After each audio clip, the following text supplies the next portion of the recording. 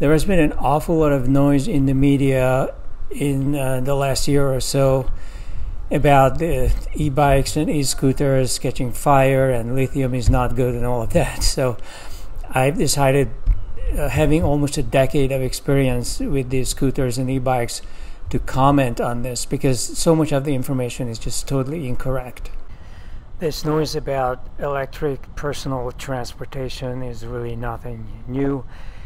If you are old enough, perhaps 8 years ago or a decade ago, there was a lot of noise about these hover, whatever they are called, and invariably they were imported from China, no name, no brand product. Some of them blew up, some of them caught fire, there were some personal injuries, and there were calls in the media that the government should maybe ban them from the market. The government never took an action on this, and they are still on the market today, and for whatever reason there are no longer any complaints. What we currently hear complaints about are the e-bikes and electric scooters, both the sit-down and the stand-up type, that have caught fire in a number of cases, burning down the whole bike and sometimes even the house. In some cases, even the shops that sell these bikes have been burned down. Notice a pattern here, because almost every single case I have seen involved a delivery man who typically is not even legal to operate in the US, operating an e-bike that has no brand, has no real support. The batteries are made in China, they have no label, no warranty, no brand, nothing. I have yet to see a single case of somebody with a Bosch, Samsung, Panasonic, LG, or Tesla e-bike battery to have experienced a serious fire or personal injury. So it is really not fair to shift the responsibility away from government that has done absolutely nothing to organize illegal migration or the entire e-bike delivery and food delivery industry, and point the finger at the six-figure professional who's riding a very well-made $5,000 to $10,000 e-bike. Nor is this problem limited to e-bikes and scooters. You could have a cell phone, a tablet, a laptop, an electric car, even lithium recycling centers and enterprise scale server and other massive technical applications have been seen to catch fire. So banning e-bikes or e-scooters is not going to do much. What would do much would be to seriously tighten up the quality control of absolutely everything that's coming in from China. I have owned dozens of Apple and Samsung products over the years, also some Sony products. I've never had a problem. And so top quality brand name international brands are the way to go, but that alone is not enough. Even if you poorly maintain an Apple product or a Samsung battery, say, for your e-bike, it's probably not going to catch fire.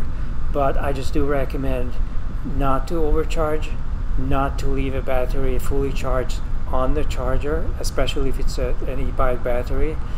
You can leave a tablet or a cell phone charging overnight, but not something as big as a battery. And also not to ever charge when you're away. In other words, connecting an e-bike battery to the charger and then going out for shopping or to have dinner and then come back 4 hours later just to discover that a disaster happened. So this is something you need to watch out for. I also do not recommend keeping an e-bike battery fully charged if you have no plans of using the bike for a few days or a few weeks, as the case might be. You can store the battery at half charge, and then it's only going to take an hour or two to fully charge it the evening before your planned ride. If you click on the link below and go to my shopping page, you can see that I have bicycle recommendations, and not all of them are purely mechanical. I do recommend a couple of e-bikes as well. You really cannot go wrong with these. The GoCycle is an absolutely beautiful bike, and the price is not even that much. You can get an entry-level model for $3,000. That's a crazy good deal. The chain is fully covered. You have a magnesium alloy or carbon monocoque frame. It's beautiful. It's aerodynamic. You have spokeless wheels. You never need to chew them. This is a great product. There's never been a single fire. There's never been a single safety issue with these. The other bike I recommend is from Riese und Müller. They make the Birdie bike. They make an electric compact bike. It's not foldable, but it is quite small. It has 20-inch wheels, belt drive, some suspension in the seat. It's a really nice bicycle. You cannot go wrong with this, and Bosch is so reliable. I don't think they've ever had even much of a repair problem with the mechanism.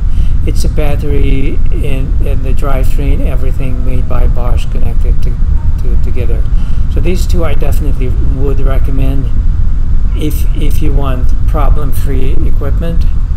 Now, if you want to build your own bike, I built my electrified Brompton starting out with a kit from Grin. You find Grin at ebikes.ca. That's ebikes in plural.ca, and they have a shop here, and you can go down to look for kits, folding bike kit.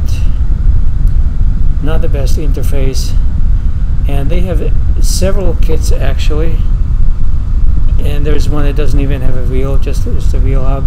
This was my starting kit. It's out of stock, but you can pre-order, and then you just have to wait for it. So this is actually an updated controller, the Z9. This is really good. And notice that they don't sell the battery with the kit, so I had to buy a separate battery, and they do sell batteries of their own, and they will advise you as to which one to get. A lot of these have Panasonic cells. You basically just want to make sure that the cells are brand name. The rest of it is not that important. The plastic box and how it's put together, it has some significance, but the battery management system and the box really do not matter all that much. They were out of batteries when I bought my kit, so I bought this one. This is another company. They only sell the batteries, and the assembly is in China. It's called EM3ev, and you just type in EM3ev.com and you get to the website. I have had this battery for 7 years. I have Panasonic cells in it. So what you need is basically just to make sure that the cells are brand name. Again, the assembly is not that important. If there is a problem with the plug, you can just have them replace the plug. But it is the fuel cells that make the battery. So you have a number of choices. Now you can also go on Amazon. Amazon sells a lot of crap, and a lot of people sell no-name Chinese-made lithium cells. I would say stay away from those. What I like about some of them, for example, this one is you can click and you see what you get, and even as you select in the button, they tell you what kind of cells they have. So this is a Samsung cell, very cheap, for 18 ampere hours. That should be good enough for 60 miles easily, and it's only $360. LG, and they tell you what's in the box, which is what I want to know. If they don't tell you what's in the box, then you should not buy. A new technology that is on the cutting edge, and this is where Tesla is going with their cars as well, is not lithium ion but lithium phosphate. Currently there are very few e-bikes battery packs built with this technology.